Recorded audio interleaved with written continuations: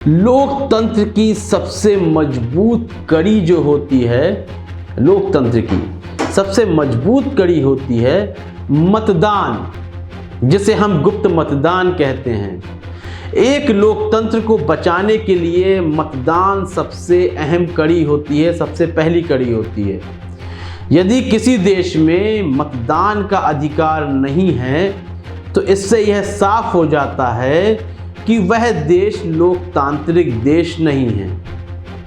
मतदान, फिर उसके बाद संविधान, उसमें मौजूद मौलिक अधिकार, यह सब बातें, नीति निर्देशक तत्व, राज्यों की आज़ादी, हर देश के हिसाब से अपना एक अलग संविधान होता है। लेकिन जो एक कॉमन चीज़ होती है वह गुप्त मतदान होता है, जिसका अधिकार जनता को प्राप्त होता है।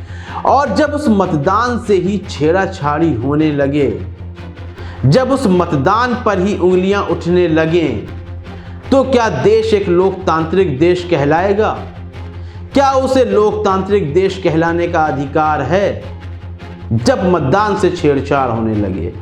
भारत में हमेशा इस तरह की घटनाएं सामने आती हैं, अन्य देशों में भी आती होंगी, लेकिन हम भारत में रहते हैं तो भारत की बात करेंगे। अन्य देशों में लोकतंत्र टुकड़े टुकड़े हो जाए, हम उसकी निंदा कर सकते हैं, लेकिन ज़्यादा चिंता व्यक्त करने की आवश्यकता नहीं है। लेकिन जब अपना ही देश इस सूची में आ जाए तो चिंता स्वाभाविक हो जाती है, क्योंकि वहाँ जो छेड़छाड़ हो रही है, वहाँ जो अधिकारों का हनन हो रहा है, वह स्वयं हमारे साथ ही हो रहा है। यदि मतदान में किसी प्रकार की छेड़छाड़ होती है, मतदान तो संपूर्ण हो जाते हैं, लेकिन गिनती के समय भी छेड़छाड़ी की घटनाएं सामने आती हैं। और जब से ईवीएम की घटना सामने आई है, ईवीएम को लेकर उंगलियां उठाती गई हैं, तो यकीन कीजिए कि भारत में सभी मतदान करने वाले लोग इससे बिल्कुल भी संतुष्ट नहीं हैं। उनकी संतुष्टि में कहीं ना कहीं एक पैनापन है। वो कहीं ना कहीं सोच रहे हैं कि शायद ईवीएम हमें संतुष्ट नहीं कर सकता। यह घटनाएं लगातार सामने आती हैं। आपको पता है कि लखनऊ विधानसभा क्षेत्र के मतदान संपूर्ण हो चुके हैं, लेकिन इस मतदान के होने के बाद जो घटना सामने आई है वह बेहद चौंकाने वाली है। लेकिन चौंकने की आवश्यकता इसलिए नहीं है क्योंकि इस तरह की घटनाएं सामने आती रही हैं, लेकिन मौजूदा समय में लोकतंत्र को जिस तरह मजबूत करने की बात कही जा रही है, गुंडागर्दी खत्म करने की बात कही जा रही है, देश को सबसे सुरक्षित बताया जा रहा है, कानून व्यवस्था को सबसे ज़्यादा मजबूत बताया जा रहा है, उस समय जब ऐसी घटना घटित हो जाती है तो उंगलियां उठना भी स्वाभाविक हो जाता है। और जब इस तरह की घटनाएं पूरे राष्ट्र स्तर पर फैलती है तो मुझे यह सोचकर बहुत ही हैरत होती है, मैं बहुत ही हैरान हो जाता हूँ कि छोटी सी छोटी घटनाओं में सड़कों को जाम कर दिया जाता है और सड़कों पर लगातार धरने होने लगते हैं। लेकिन जब इस तरह की घटना सामने आती है तो वह धरने कहाँ चले जाते हैं? आखिर कौन सी ऐसी परेशानी आ जाती है? लेकिन जब एक लोकतंत्र ही खतरे में होता है तो धरना ज़रूर होना चाहिए, लेकिन जनता चुप क्यों हो जाती है? यह एक मुद्दा बनकर सामने आता है।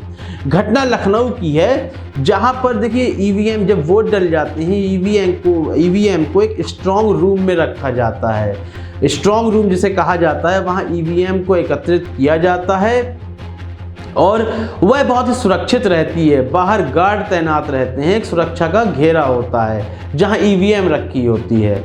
लेकिन बीते दिन की बात है, जो घटना सामने आई है बेहद चौंकाने वाली है। उस स्ट्रॉन्ग रूम के पास एक गाड़ी आती है जिस पर मजिस्ट्रेट लिखा होता है, उस पर कुछ लोग बैठे होते हैं। वहाँ पर कुछ सपा और बसपा के कार्यकर्ता थे, वह उस गाड़ी को रोक लेते हैं और जब चेक करते हैं तो उस गाड़ी में एक हथौड़ा और एक प्लास होता है।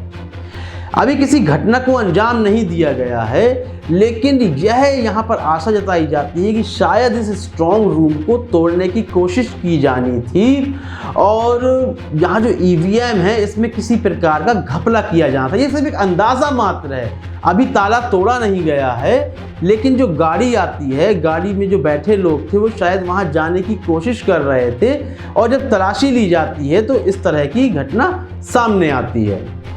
उन्हें फिलहाल तो पुलिस के हवाले कर दिया गया है। लेकिन विपक्षी दलों में काफ़ी रोष की भावना है और एक धरने के तरीके बैठे हुए हैं। लेकिन जब इस तरह की घटनाएं सामने आती है, जनता क्यों खामोश रहती है, क्यों चुप रह जाती है, यह भी एक परिस्थिति है, यह भी एक सोचनीय परिस्थिति बन जाती है।